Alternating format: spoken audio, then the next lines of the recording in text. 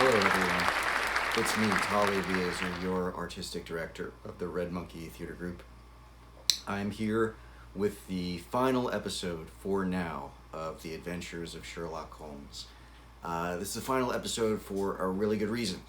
I started this series back in April, and at that time I wasn't sure when I was going to be on stage again doing another Sherlock Holmes play for you.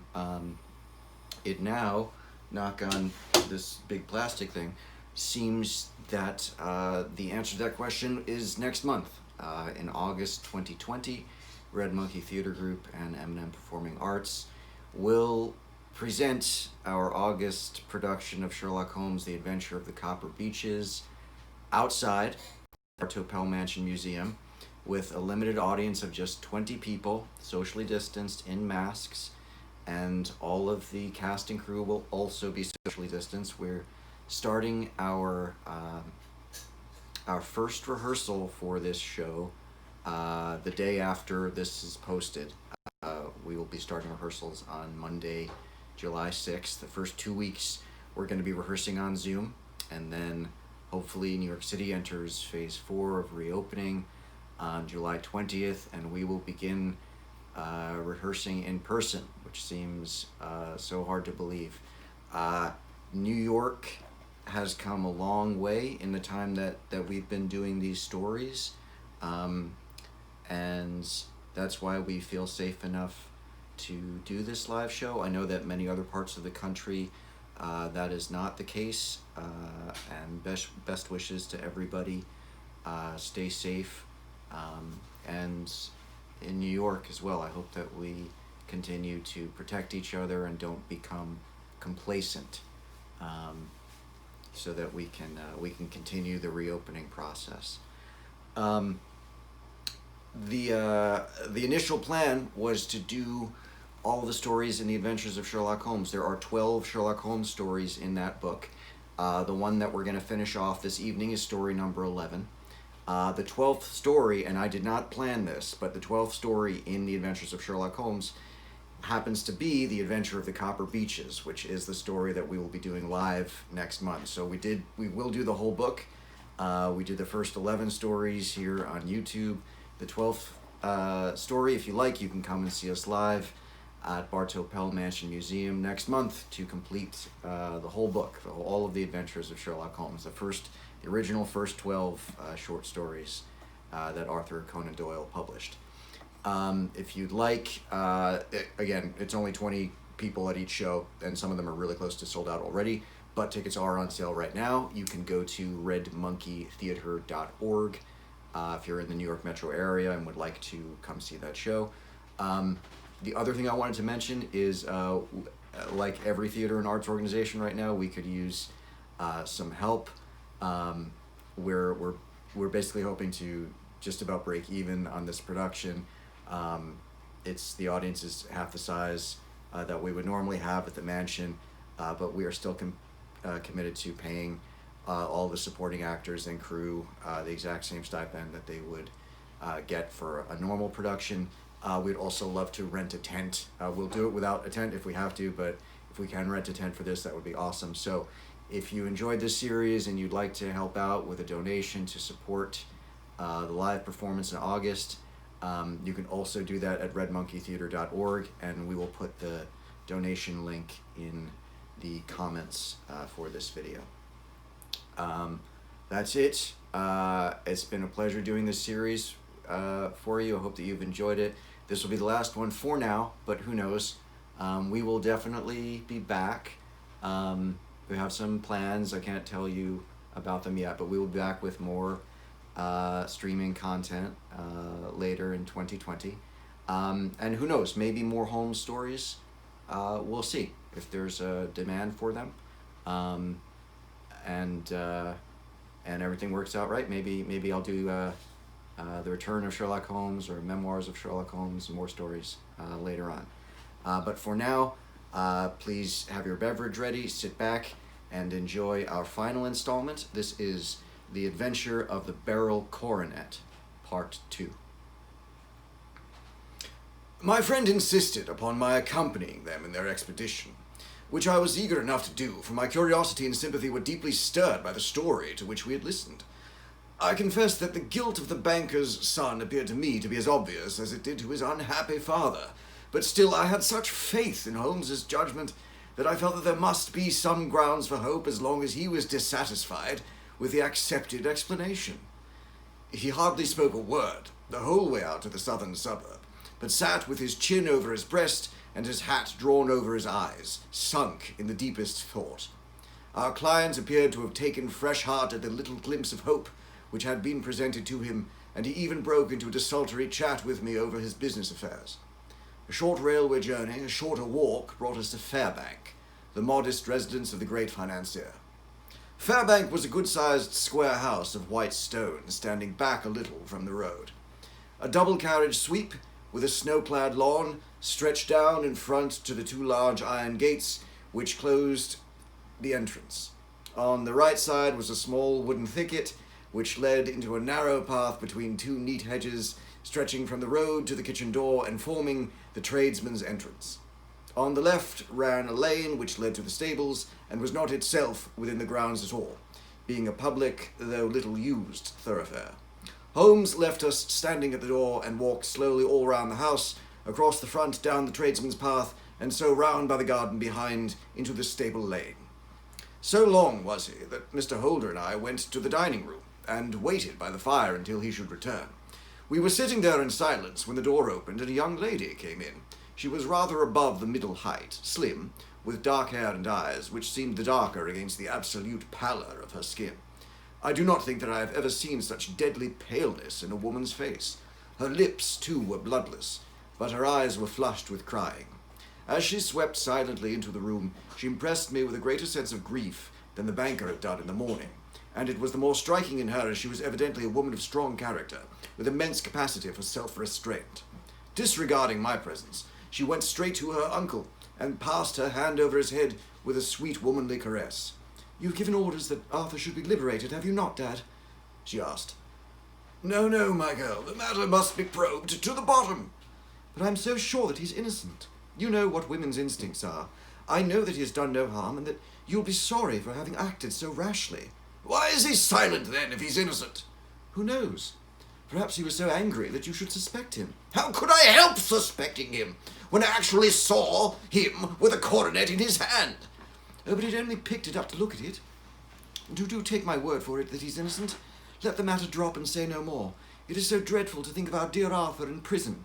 "I shall never let it drop until the gems are found. Never, Mary. Your affection for Arthur blinds you as to the awful consequences to me. Far from hushing the thing up, I have brought a gentleman down from London to inquire more deeply into it." "This gentleman?" she asked, facing round to me. "No, his friend. He wishes us to leave him alone. He is round in the stable lane now." "The stable lane?" She raised her dark eyebrows. "What can he hope to find there? I suppose this is he. I trust, sir, that you will succeed in proving what I feel sure is the truth, and that my cousin Arthur is innocent of this crime."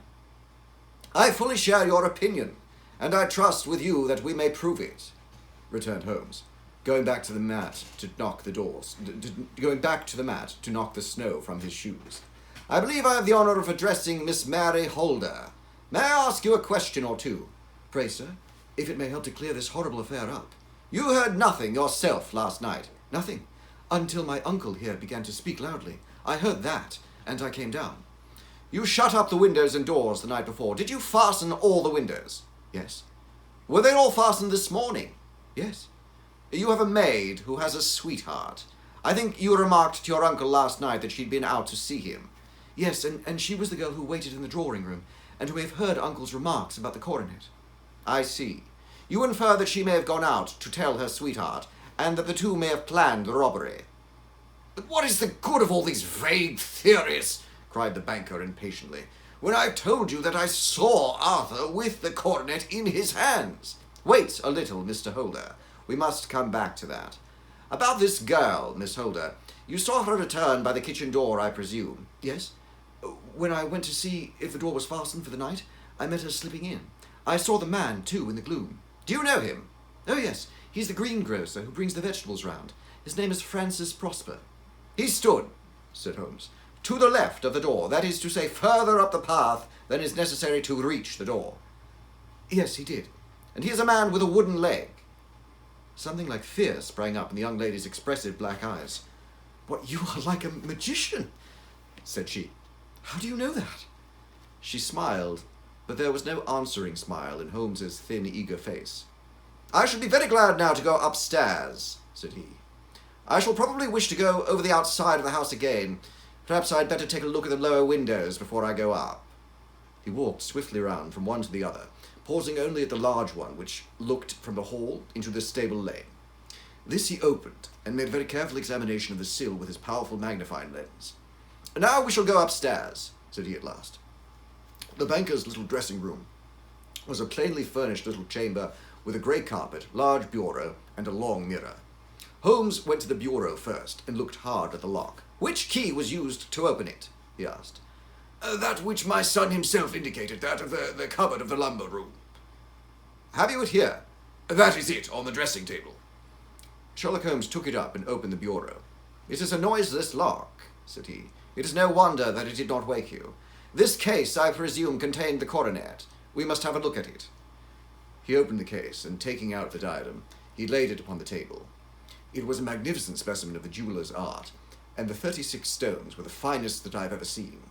At one side of the coronet was a crooked, cracked edge, where a corner holding 3 gems had been torn away.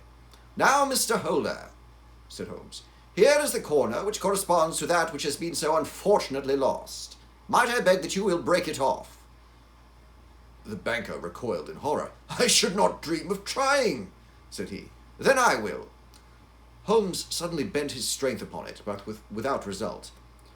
"I feel it give a little," said he, "but though I am exceptionally strong in the fingers, it would take me all my time to break it. An ordinary man could not do it. Now what do you think would happen if I did break it, Mr. Holder? There would be a noise like a pistol shot. Do you tell me that all this happened within a few yards of your bed, and that you heard nothing of it?" "I do not know what to think. It is all dark to me." "Perhaps it may grow lighter as we go. What do you think, Miss Holder?" "I confess that I share my uncle's perplexity." "Your son had no shoes or slippers on when you saw him?" "He had nothing on, save only his trousers and shirt." "Thank you. We have certainly been favoured with extraordinary luck during this inquiry, and it will be entirely our own fault if we do not succeed in clearing the matter up. With your permission, Mr. Holder, I shall now continue my investigations outside." He went alone at his own request, for he explained that any unnecessary footmarks might make his task more difficult. For an hour or more he was at work, returning at last with his feet heavy with snow and his features as inscrutable as ever. "I think that I have seen now all that there is to see, Mr. Holder," said he. "I can serve you best by returning to my rooms." "But the gems, Mr. Holmes, where are they? I cannot tell." The banker wrung his hands. "I shall never see them again," he cried. "And my son, you give me hopes." "My opinion is in no way altered." "Then for God's sake, what was this dark business which was acted in my house last night?" "If you call upon me at my Baker Street rooms tomorrow morning between 9 and 10, I shall be happy to do what I can to make it clearer. I understand that you give me carte blanche to act for you, provided only that I get back the gems, and that you place no limit on the sum I may draw." "I would give my fortune to have them back." "Very good. I shall look into the matter between this and then. Goodbye. It is just possible that I may have to come over here again before evening." It was obvious to me that my companion's mind was now made up about the case, though what his conclusions were was more than I could even dimly imagine. Several times during our homeward journey I endeavoured to sound him upon the point, but he always glided away to some other topic, until at last I gave it up over despair. It was not yet 3 when we found ourselves in our room once more. He hurried to his chamber, and was down again a few minutes, dressed as a common loafer, with his collar turned up, his shiny, seedy coat, his red cravat, and his worn boots. He was a perfect sample of the class. "I think that this should do," said he, glancing into the glass above the fireplace. "I only wish that you could come with me, Watson, but I fear that it won't do. I may be on the trail of this matter, or I may be following a will-o'-the-wisp, but I shall soon know which it is. I hope that I may be back in a few hours." He cut a slice of beef from the joint upon the sideboard, sandwiched it between 2 rounds of bread, and thrusting this rude meal into his pocket, he started off upon his expedition. I had just finished my tea when he returned, evidently in excellent spirits, swinging an old elastic-sided boot in his hand. He chucked it down into a corner and helped himself to a cup of tea. "I only looked in as I passed," said he. "I am going right on." "Where to?" "Oh, to the other side of the West End. It may be some time before I get back. Don't wait up for me, in case I should be late." "How are you getting on?" So-so. Nothing to complain of. I've been out to Streatham since I saw you last, but I did not call at the house. It is a very sweet little problem, and I would not have missed it for a good deal. However, I must not sit gossiping here, but must get these disreputable clothes off and return to my highly respectable self." I could see by his manner that he had stronger reasons for satisfaction than his words alone would imply. His eyes twinkled, and there was even a touch of colour upon his sallow cheeks. He hastened upstairs, and a few minutes later I heard the slam of the hall door, which told me that he was off once more upon his congenial hunt. I waited until midnight, but there was no sign of his return, so I retired to my room. It was not an uncommon thing for him to be away for days and nights and on end when he was hot upon a scent, so that his lateness caused me no surprise. I do not know at what hour he came in, but when I came down to breakfast in the morning, there he was, with a cup of coffee in one hand and the paper in the other, as fresh and trim as possible.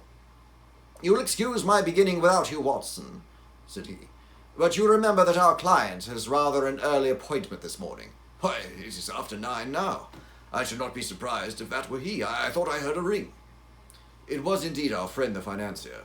I was shocked by the change which had come over him, for his face, which was naturally of a broad and massive mould, was now pinched and fallen in, while his hair seemed to me at least a shade whiter. He entered with a weariness and lethargy which was even more painful than his violence of the morning before, and he dropped heavily into the armchair which I pushed forward for him. "I do not know what I have done to be so severely tried," said he. "Only 2 days ago I was a happy and prosperous man without a care in the world. Now I am left to a lonely and dishonoured age. One sorrow comes close upon the heels of another. My niece, Mary, has deserted me." "Deserted you?" "Yes, her bed this morning has not been slept in, her room was empty, and a note lay for me upon the hall table. I had said to her last night in sorrow and not in anger that if she married my boy all might be well for him. Perhaps it was thoughtless of me to say so. It is to that remark that she refers in this note. My dearest uncle, I feel that I have brought trouble upon you, and that if I had acted differently, this terrible misfortune might have never occurred. I cannot, with this thought in my mind, ever again be happy under your roof, and I feel that I must leave you forever. Do not worry about my future, for that is provided for, and above all do not search for me, for it will be fruitless labour and an ill service to me. In life or in death, I am ever your loving Mary." "What could she mean by that note, Mr. Holmes? Do you think it points to suicide?" No, nothing of the kind. It is perhaps the best possible solution. I trust, Mr. Holder, that you are nearing the end of your troubles." "Ha! You say so? You have heard something, Mr. Holmes? You have learned something? Where are the gems?" "You would not think £1,000 apiece an excessive sum for them?" "I would pay 10. "That would be unnecessary. 3,000 will cover the matter. And there is a little reward, I fancy. Have you your cheque-book? Here is a pen. Better make it out for £4,000. With a dazed face, the banker made out the required cheque. Holmes walked over to his desk, took out a little triangular piece of gold with 3 gems in it, and threw it down upon the table. With a shriek of joy, our client clutched it up. "You have it!" he gasped. "I am saved! I am saved!" The reaction of joy was as passionate as his grief had been, and he hugged his recovered gems to his bosom. "There is one other thing you owe, Mr. Holder," said Sherlock Holmes rather sternly. "Oh!" He caught up the pen. "Name the sum and I will pay it." "No, the debt is not to me. You owe a very humble apology to that noble lad, your son, who has carried himself in this matter as I should be proud to see my own son do, should I have a chance to have one." "Then it was not Arthur who took them?" "I told you yesterday, and I repeat today, that it was not." "You're sure of it? Then let us hurry to him at once to let him know that the truth is known." "He knows it already. When I had cleared it all up, I had an interview with him, and finding that he would not tell me the story, I told it to him, on which he had to confess that I was right, and to add the very few details which were not yet quite clear to me. Your news of this morning, however, may open his lips. For heaven's sake, then, tell me, what is this extraordinary mystery? I will do so, and I will show you the steps by which I reached it. And let me say to you first, that which is hardest for me to say and for you to hear. There has been an understanding between Sir George Burnwell and your niece, Mary. They have now fled together. My Mary! Impossible! It is unfortunately more than possible, it is certain. Neither you nor your son knew the true character of this man when you admitted him into your family circle. He is one of the most dangerous men in England, a ruined gambler, an absolutely desperate villain, a man without heart or conscience. Your niece knew nothing of such men.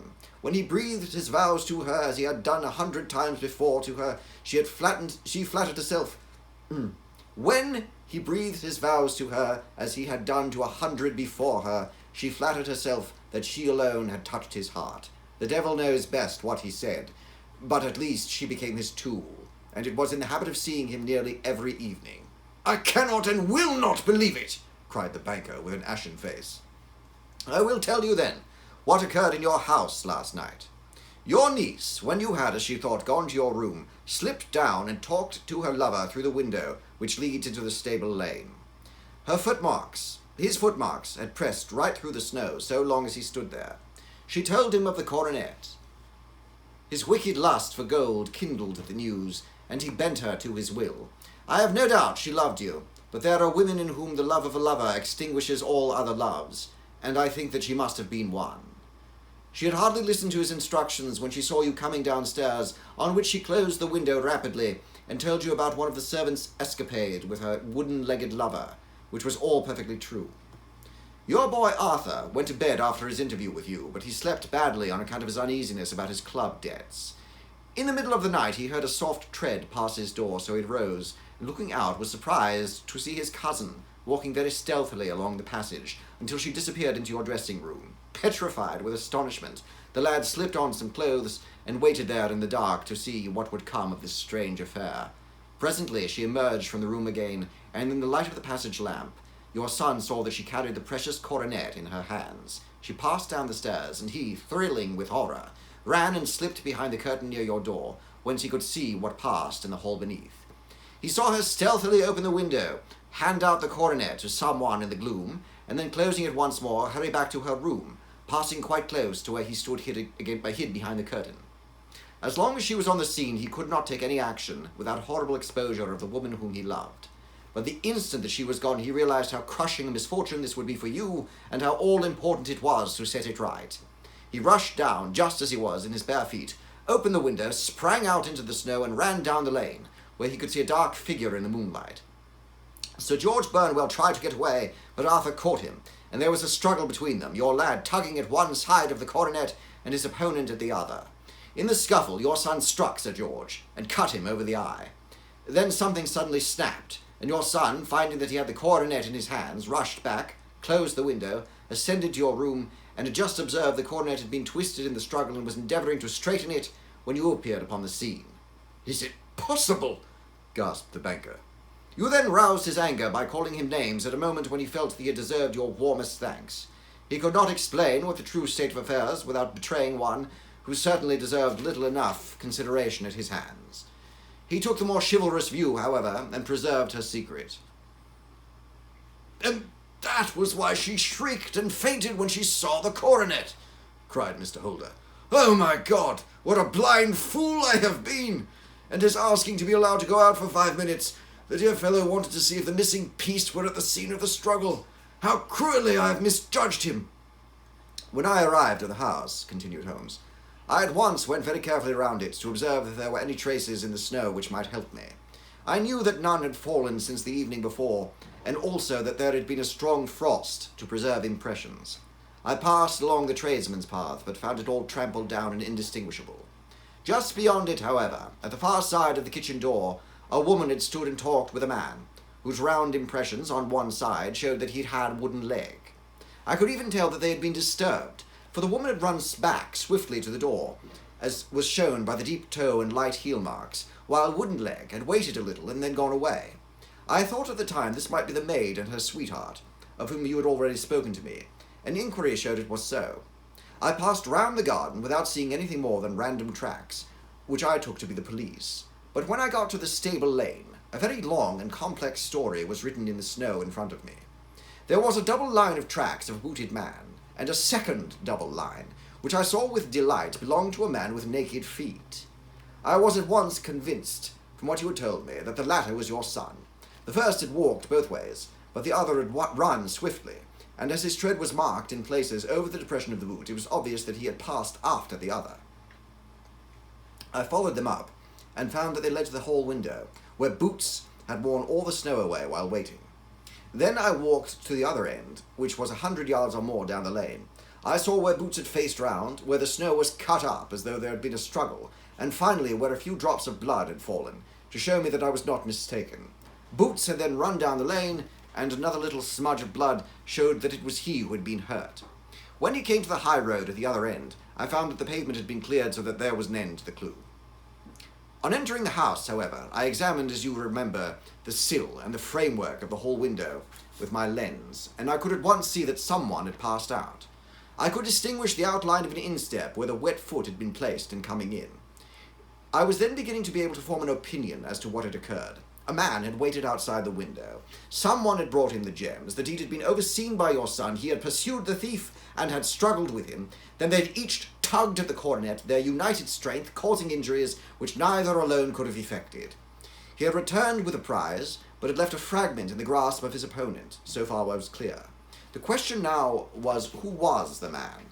And who was it brought him the coronet?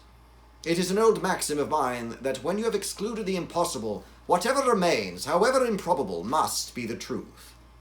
Now I knew that it was not you who had brought it down, so there only remained your niece and the maids. But if it were the maids, why should your son allow himself to be accused in their place? There could be no possible reason. As he loved his cousin, however, there was an excellent explanation why he should retain her secret, the more so as the secret was a disgraceful one. When I remembered that you had seen her at that window, and how she'd fainted on seeing the coronet again, my conjecture became a certainty. And who could it be who was her confederate? A lover, evidently, for who else could outweigh the love and gratitude which she must feel to you? I knew that you went out little, and that your circle of friends was a very limited one, but among them was Sir George Burnwell. I had heard of him before as being a man of evil reputation among women. It must have been he who wore those boots and retained the missing gems. Even though he knew that Arthur had discovered him, he might still flatter himself that he was safe, for the lad could not say a word without compromising his own family. Well, your own good sense will suggest what measures I took next. I went in the shape of a loafer to Sir George's house, managed to pick up an acquaintance with his valet, learned that his master had cut his head the night before, and finally, at the expense of 6 shillings, made all sure by buying a pair of the cast-off shoes. With these I journeyed down to Streatham and saw that they exactly fitted the tracks. I saw an ill-dressed vagabond in the lane yesterday evening, said Mr. Holder. Precisely, it was I. I found that I had my man, so I came home and changed my clothes. It was a delicate part which I had to play then, for I saw that a prosecution must be avoided to avert scandal, and I knew that so astute a villain would see that our hands were tied in the matter. I went and saw him. At first, of course, he denied everything, but when I gave him every particular that had occurred, he tried to bluster and took down a life-preserver from the wall. I knew my man, however, and I clapped a pistol to his head before he could strike. Then he became a little more reasonable. I told him that we would give him a price for the stones he had, £1,000 apiece. That brought out the first signs of grief that he had shown. Why, dash it all, said he, I'd let them go at 600 for the 3. I soon managed to get the address of the receiver who had them, on promising him that there would be no prosecution. Off I set to him, and after much chauffeuring, I got our stones at 1,000 apiece. Then I looked in upon your son, told him that all was right, and eventually got to my bed about 2 o'clock, after what I may call a really hard day's work. A day which has saved England from a great public scandal, said the banker, rising. Sir, I cannot find words to thank you, but you shall not find me ungrateful for what you've done. Your skill has indeed exceeded all that I've ever heard of it, and now I must fly to my dear boy to apologize to him for the wrong which I have done him. As to what you tell me of poor Mary, it goes to my very heart. Not even your skill can inform me where she is now. I think we may safely say, returned Holmes, that she is wherever Sir George Burnwell is. It is equally certain, too, that whatever her sins are, they will soon receive a more than sufficient punishment. Thank you, ladies and gentlemen. That concludes our 11th and final story for now. I hope that you enjoyed all the stories. It's been a pleasure for me to read them to you. Until we meet again, love to everybody, stay safe, and thank you very much for watching.